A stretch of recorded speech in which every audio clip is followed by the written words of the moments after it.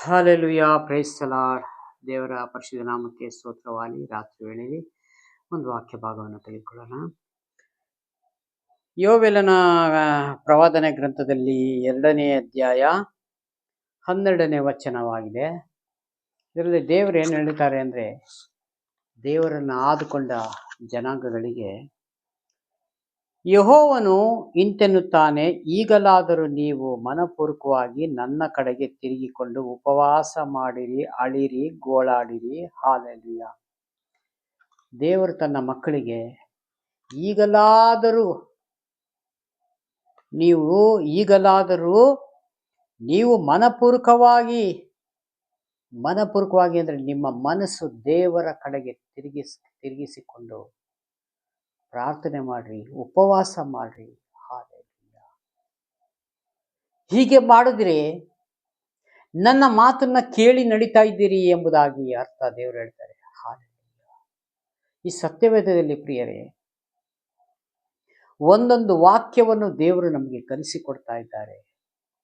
ಅದ್ರ ಪ್ರಕಾರನೇ ನಾವು ಆ ಧ್ಯಾನ ಮಾಡಿ ಅದ್ರ ಪ್ರಕಾರನೇ ಭೂಮಿ ಮೇಲೆ ಜೀವಿಸಬೇಕು, ಬದುಕಬೇಕು.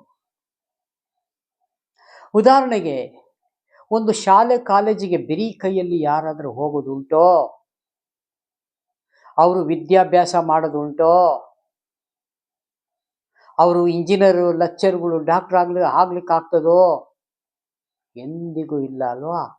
ಅದೇ ರೀತಿಯಾಗಿ ಈ ಸತ್ಯವೇದವನ್ನು ನಾವು ತೆಗೆದುಕೊಂಡು ಆಲಯದಲ್ಲಿ ಹೋಗಿ ಪ್ರಾರ್ಥನೆ ಮುಖಾಂತರ ಈ ವಾಕ್ಯವನ್ನು ತೆಗೆದುಕೊಂಡು ಸೇವಕರು ಕೊಡುವಂಥ ಆ ಸಂದೇಶವನ್ನು ನಾವು ನೋಟ್ ಮಾಡಿಟ್ಕೊಂಡು ಮನೆಯಲ್ಲಿ ಬಂದು ಇದನ್ನು ಓದಿ ಧ್ಯಾನ ಮಾಡಿದರೆ ಪರಲೋಕದಲ್ಲಿರುವ ದೇವರು ಇದರಲ್ಲಿ ಏನು ಬರೆದಿದೆ ಎಂಬುದಾಗಿ ಆ ವಾಕ್ಯವನ್ನು ನಮಗೆ ತಿಳಿಸಿಕೊಡ್ತಾರೆ. ಆವಾಗ ನಾವು ಈ ರೀತಿಯಾಗಿ ಬದುಕಬೇಕು ಈ ಭೂಮಿ ಮೇಲೆ ಎಂಬುದಾಗಿ ನಮಗೆ ನಾವು ಸರಿಪಡಿಸ್ಕೊಳ್ಳಿಕ್ಕೆ ಆಗ್ತದೆ ಪ್ರಿಯರೇ. ಯಾಕಂದರೆ ಯಾವತ್ತು ನಮ್ಮಿಂದ ನಾವು ಸರಿ ಆಗ್ಲಿಕ್ಕೆ ಸಾಧ್ಯವೇ ಇಲ್ಲ. ಒಂದು ಚಿಕ್ಕ ಮಗುವಿಗೆ ಬೆಳೆದು ಬರಬೇಕಾದ್ರೆ ತಾಯಿ ತಂದೆ ಸಪೋರ್ಟ್ ಬೇಕಾಗುತ್ತೆ. ಹಾಲೆಲೂಯಾ. ತಾನಾಗಿ ತಾನು ಬೆಳಿಲಿಕ್ಕೆ ಆಗುವುದಿಲ್ಲ ಪ್ರಿಯರೇ. ಅದೇ ರೀತಿಯಾಗಿ ನಮ್ಮ ಯೋಚನೆ, ನಮ್ಮ ಯೋಜನೆ, ನಮ್ಮ ಆಲೋಚನೆ ಎಂದೂ ನಡೆಯುವುದಿಲ್ಲ. ಹಾಲೆಲೂಯಾ. ಯಾವಾಗ ದೇವರ ಆಲೋಚನೆಯನ್ನು ತೆಗೆದುಕೊಂಡು ದೇವರೇ ನನ್ನ ಕುಟುಂಬದಲ್ಲಿ ನಡೆಸು ಸ್ವಾಮಿ ಎಂಬುದಾಗಿ ಪ್ರಾರ್ಥನೆ ಮಾಡ್ತಾರೋ, ಆ ಕುಟುಂಬ ಆಶೀರ್ವಾದ ನಿಧಿಯಾಗಿ ದೇವರು ಮಾರ್ಪಡಿಸ್ತಾರೆ. ಅದೇ ಇಲ್ಲಿ ಹೇಳಲ್ಪಟ್ಟಿದೆ. ನೀವು ಈಗಲಾದರೂ ಮನಪೂರ್ವಕವಾಗಿ ನನ್ನ ಕಡೆಗೆ ತಿರುಗಿಕೊಳ್ಳಿರಿ. ಹಾಲೆಲೂಯಾ. ನೋಡಿ, ಈ ಗ್ರಂಥನ ಓದಲಿಲ್ಲ ಅಂತಂದ್ರೆ ನಮ್ಗಿದು ಈಗಲೂ ಸತ್ಯ ನಮಗೆ ತಿಳಿತಿರ್ಲಿಲ್ಲ. ಹಾಲೆಲೂಯಾ. ನೋಡಿ, ಮತ್ತೊಂದ್ಸಲ ಓದಿಕೊಳ್ಳುತ್ತೇನೆ. ಯೆಹೋವನು ಇಂತೆನ್ನುತ್ತಾನೆ, ಈಗಲಾದರೂ ನೀವು ಮನಪೂರ್ವಕವಾಗಿ ನನ್ನ ಕಡೆಗೆ ತಿರುಗಿಕೊಂಡು ಉಪವಾಸ ಮಾಡಿರಿ, ಅಳಿರಿ, ಗೋಳಾಡಿರಿ. ನಿಮ್ಮ ಬಟ್ಟೆಗಳನ್ನಲ್ಲ, ನಿಮ್ಮ ಹೃದಯಗಳನ್ನು ಹರಿದುಕೊಂಡು ನಿಮ್ಮ ದೇವರಾದ ಯೆಹೋವನ ಕಡೆಗೆ ತಿರುಗಿಕೊಳ್ಳಿರಿ. ಹಾಲೆಲೂಯಾ. ಈ ಲೋಕಾಂತ್ಯ ಕಾಲದಲ್ಲಿದೆ ಪ್ರಿಯರೇ. ಈಗಲಾದರೂ ನೀವು ನನ್ನ ಕಡೆಗೆ ತಿರುಗಿಕೊಳ್ಳಿರಿ. ಹಾಲೆಲೂಯಾ. ನನ್ನ ವಾಕ್ಯವನ್ನು ಕೈಗೊಂಡು ನಡೀರಿ. ನನ್ನ ಪರಿಶುದ್ಧಾತ್ಮವನ್ನು ನಿಮ್ಮಲ್ಲಿ ಒಪ್ಪಿಸಿಕೊಡುವಾಗ ಪವಿತ್ರಾತ್ಮನನ್ನು ದುಃಖಿಸಬೇಡ್ರಿ. ಪವಿತ್ರಾತ್ಮನಿಗೆ ವಿರೋಧವಾದ ನಡತೆ, ಮಾತುಗಳು ಯಾವುದನ್ನು ನಿಮ್ಮಲ್ಲಿ ಇರಬಾರದು. ಹಾಲೆಲೂಯಾ.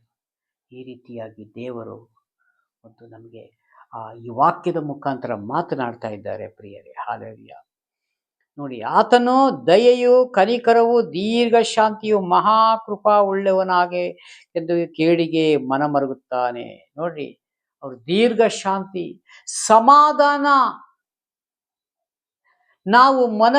ನಾವು ದೇವರ ಕಡೆಗೆ ತಿರುಗಿಕೊಂಡ್ರೆ ಅವರು ಮನ ಮರುಗುತ್ತಾರಂತೆ.